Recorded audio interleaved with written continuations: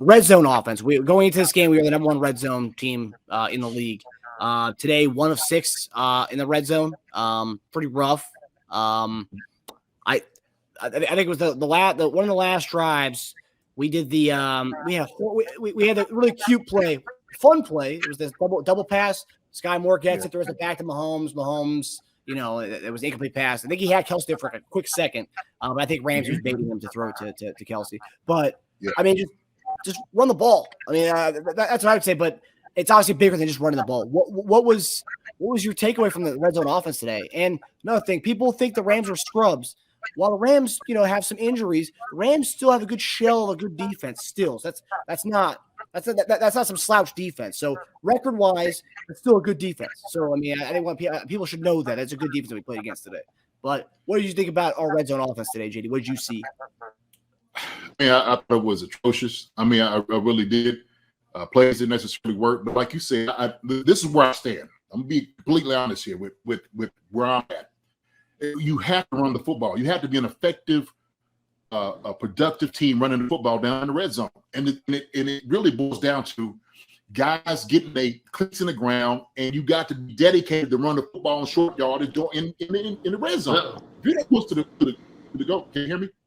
Yeah, there you are. Yeah, you went out for a second. Okay. I don't know. Shoot. Maybe I was getting too hyped. Maybe might have been. Maybe. But listen, I was thinking about this, but you have to run the ball. You have to run the football.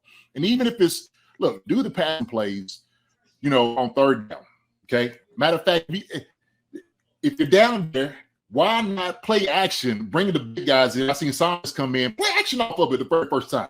I'm like, well, this is a perfect chance to do the play action, right? Why not go ahead and do it? But we like to throw the football down there. And so if you want to get chunks, you want to get yards, bring some big boys in, come off the football, and start smacking people in the mouth, period. You have to do it. I mean, look, we got Pacheco who's running as hard as you possibly can run in the NFL right now. Rojo came in. Shoot, you got another guy that can be able to run the football.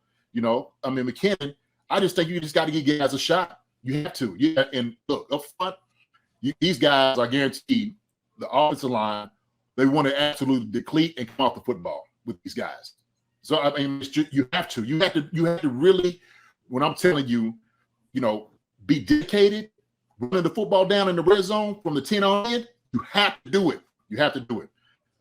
And Taja, when we were saying, look, these guys get paid too. You got the best defensive tackle in the league. One of the, of course, him and Chris. But I mean, Aaron Donald. Aaron Donald. Man, he's a beast out there. You got to double team that guy. He's going to beat you off the ball. But you run straight at him. That's what you have to do. You got to double team, come straight at him, and run the football right at this guy. But I mean, they got a good defense. These guys get paid. This is NFL. I don't care. Ain't nobody going to be a slouch on any Sunday. I don't care who it is. I know everybody's like, oh, I don't know what the words was used, something. But whatever it was, it's not going to be just an easy task every Sunday. It's just not, right? If anything, guys got an incentive to not let you score points. It's still the Chiefs. They're like, they're going in. You got a great defensive coordinator. You got a great head coach on the other side of the ball. You got a great, cornerback in Ramsey. These guys are just not going to lay down for you. I don't care who you are, right? Especially Super Bowl depths. There's still about there's a level of pride in the guy when you're out there playing in the NFL. I'm sorry, this is just how it works. So I don't care how many points you got. I don't care who's on the other side of the ball. My job is to come out here and hit you in the mouth as hard as possible, not let you win, period. So, but that's it. That's it. You got to dedicate yourself running the football. 1 and 6 is just not good enough. It isn't. It's not. Yeah, the drive, the Chiefs went up 13-3.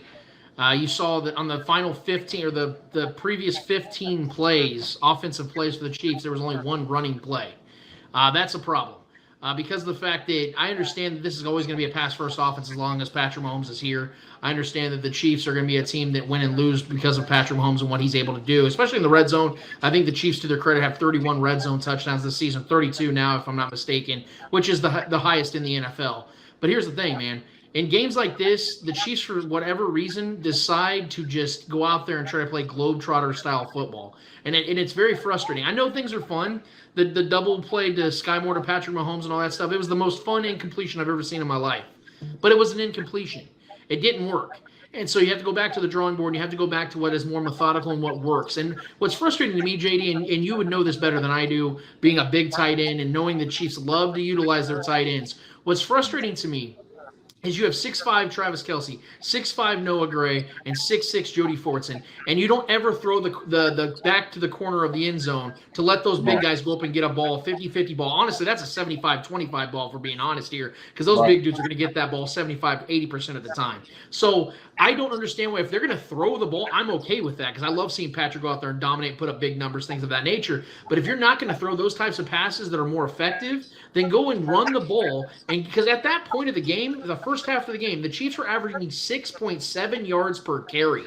They were doing what they wanted whenever they wanted to in the run game. But for whatever reason, when they know they're about to go up big and they're about to do their thing, and they're about to, let's put up some style points. I think a lot of times, and this comes down to coaching, I think a lot of times they get caught up in their own press clippings, because they know that they're about to have a highlight reel. This is about to play for the next 3 business days on SportsCenter and Get Up and FS1 and all these other shows.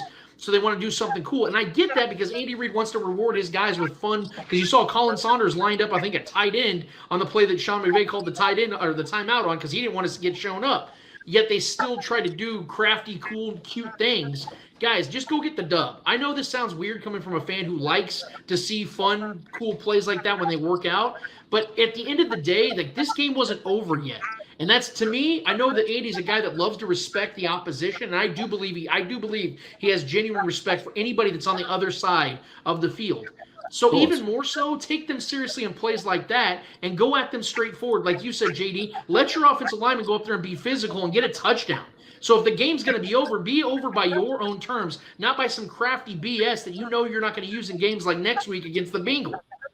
Use this game to get some stuff right, especially when you have missing pieces. That's my problem with that, is because it's such a heavy eye roll when you see the Chiefs, like I said, like you said, Marcus, go 1 for 6 in the red zone. I don't give a damn who you're playing or what their record is. Under no circumstances can you have that kind of talent and that great of a coaching staff and go 1 for 6 at home in the red zone. It's unacceptable, man. By any means, by any stretch of the imagination, there's no reason in the world they should have went 1 for 6. I know, again, this sounds like first world problems because we're sitting here crying about a 16-point victory.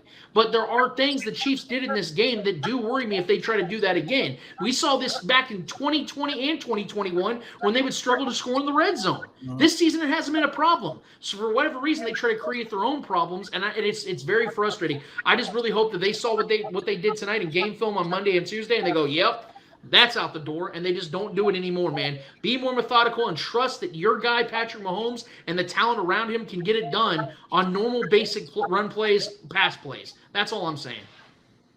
Well, and that's absolutely 100%. And the thing is, when you're sitting up and thinking about it, sometimes it just got to be, hey, look, we're going to line up, running right here. We're going to run it straight down your throat, period. It's an attitude play. That's what it's all about, especially on the offensive line and the running backs too. All those guys up front want to do it. They really do. And not take anything from Patrick. Look, like you said, come on, man. We the best quarterback in football, right? Like you said, it's post up. If you don't throw the football, post up big bodies. It's just post up basketball for the big guys. It is down there, right? It is. When Patrick throws the interception, he probably should have ran in. He had a chance to get down a little bit closer. But I said that at a certain point, it's all about dropping your cojones and run the football. That's it. Like, look, we are coming right here off tackle. We run straight at Aaron Donald. Stop us. That's what we're going to do. And sometimes it's just got to be that. I mean, it has to be. And you got to establish these things, I think, early because, it's going to pay off for you later on, right? Like, you have to be able to do that. If you just become a passing team, then guess what? You're talking about tighter windows. It's smaller down there in the red zone, in the end zone area. So it has to be all about attitude, right? I mean, everything has to be very particular in the things that you're doing. So I just think that they just need to concentrate on it a little bit more. I get the passing, great at it. Hey, that's one thing that we're always going to be well. That's all we always going to do good at passing the football. This establishing the run with your running backs is where you have to go if you want to win the whole thing, right? Because teams going to make you predictable. It's going to be predictable when you're doing it. So I think we just need to get away from that and start concentrating a little bit more on running the football, more attitude running the football, especially right there in the red zone, with within 10. I will say something that was interesting that I can't remember the last time that we had one running back. I think it was gotta go back to 2020, where one running back on our team had more than 20 plus carries in a game. I think that was the Bills. I want to say it was a Bills Chiefs game where CH had 23 carries and we had 22 carries tonight with Pacheco getting 22 carries. So there was more of an effort. I don't know how much of that was at the end of the game. We're just trying to milk the clock. I mean, he did get like five or six carries in that those last 2 minutes there. So maybe it was a little had a little buffer there because of that. Hi, everybody. Thanks for watching. Subscribe here to get the latest from the show. Also, be sure to check out the best clips from Chief Concerns. And if you prefer to listen to the show, subscribe and follow us on Apple Podcasts, Spotify, and anywhere else you get podcasts.